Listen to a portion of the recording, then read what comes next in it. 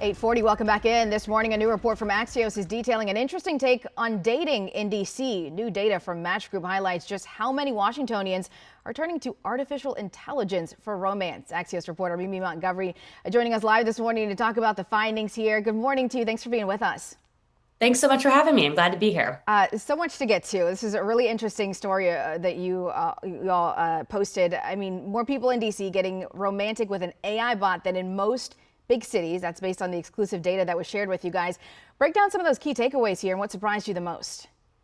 Yeah, definitely. So we got this data from Match Group, which runs dating app groups that you've probably heard of, like Match and Tinder and Hinge. And each year they poll singles across the nation to write a big report on trends in dating.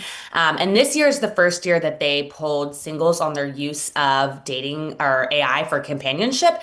And that's because over the last year, they've seen a surge in AI use in dating to the tune of 330% over what they saw the year before. So a huge, huge increase. And when we drill down on the local numbers, we see that 28% of singles in DC in the last year have used AI for romantic purposes. And that is second only to two cities that were tied for first place, and that's Denver and Salt Lake City. So DC really had a huge percentage of folks doing this compared to other big cities. And Match, when we drill down on these findings, Match defines using AI for romantic purposes a couple different ways. So that applies to folks who either were using chatting with a GPT for romantic connection or sort of just emotional or human connection, or folks who were using a GPT to help craft their dating profile or to send messages to other people on a dating app. What does that say? I mean, 28% saying they have had some kind of romantic interaction. That seems pretty high. What does it say about not just the use of AI, but also the dating scene maybe in the DC area? Yeah, so this is completely anecdotal. I've been out of the dating scene for almost a decade now, but when we posted this story, the response was really, really overwhelming and interesting. People were just like, dating in DC is awful. It's really, really hard. They feel like they're not able to really sustain good connections with folks. There's sort of like a almost transactional feeling and sort of an inauthentic feeling a lot of folks are getting when they date someone in DC. And I wrote a story last year about how Washington is really facing a loneliness crisis. At the time, about over half of DC's households consisted of one person, which was the highest out of other large metropolitan cities. And I do think that this is sort of mirroring something that we've often seen nationwide, right? Which is that people feel really isolated, feel really lonely.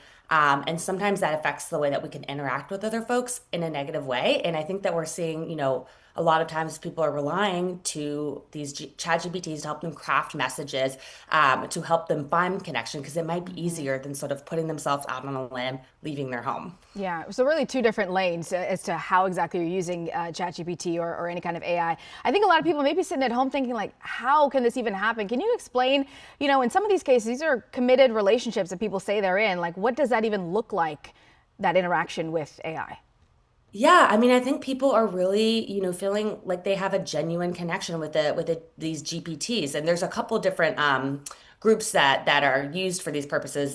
Know Me, Replica, Blush, and they all saw a boom in people using them last year. And if you're someone who's very, very lonely, you find it hard to connect with other folks in real life, you log online and there's this GPT that is always online 24/7, can always answer you in an empathetic way. You can sort of tailor the way that you want them to respond to you, which I think anyone who has a partner knows that that is not the case with your partner 24/7. And so I think that these folks are really feeling like a void filled up for them, through these GPTs, and they're sort of really crafted to help people fill that void. It is really so fascinating. We've only got about 30 seconds left, but I just want to ask you, I know you touched on this just a little bit, but what has the response been on your reporting, since this has been posted from people in the DC area? Yeah, people, like I said, are just like, man, this really sort of exemplifies what we already knew, that dating in DC is really rough. And the 28% of folks who said they had done this in DC were overwhelmingly single men and Gen Zers. So it really seems to be applying to folks who are younger, who are sort of really starting out in this dating phase and are finding it really difficult to connect with other people. All right, so fascinating, and certainly just the start of AI and how it's impacting so many different fields and areas.